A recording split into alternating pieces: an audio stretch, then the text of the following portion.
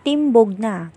President Bongbong Marcos agad na pinaaresto ang mga pulis na bumugbog kay Manny Pacquiao, mananagot na.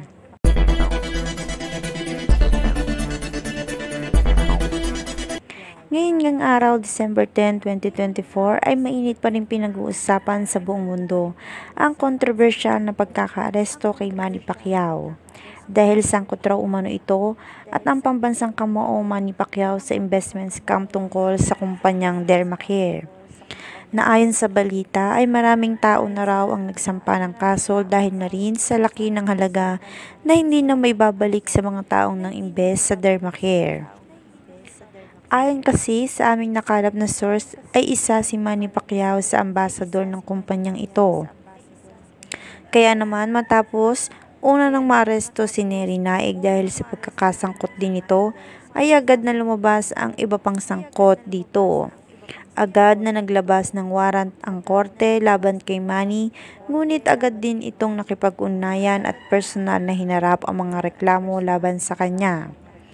Gayunpaman, marami namang kapwa senador ni Manny Pacquiao ang hindi naniniwala na may kasalanan si Manny Pacquiao. Agad na nakipagtulungan ng mga ito sa pangunguna ni Senator Raffy Tulfo at maging si Senator Robin Padilla. Isa sila sa mga tumingin ng kaso para mas masuri ang mga ibinibintang kay Manny Pacquiao.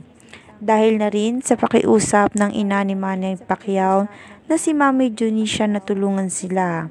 Dahil naniniwala siya na gusto lang sirain ang pangalan ng anak niyang si Manny Pacquiao. Dahil muli itong tatakbo sa darating na halalan.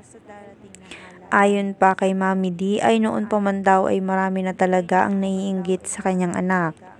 Dahil na rin sa maraming tao ang naniniwala at nagtitiwala dito. Maging ang taong bayan kasi ay handang makiisa upang suportahan si Manny Pacquiao sa kanyang laban ngayon.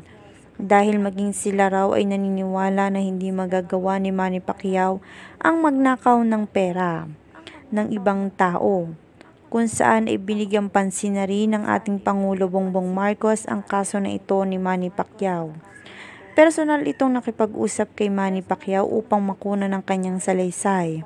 At dahil dito ay nagdesisyon ng Pangulo na panagutin sa batas ang mga taong sangkot dito.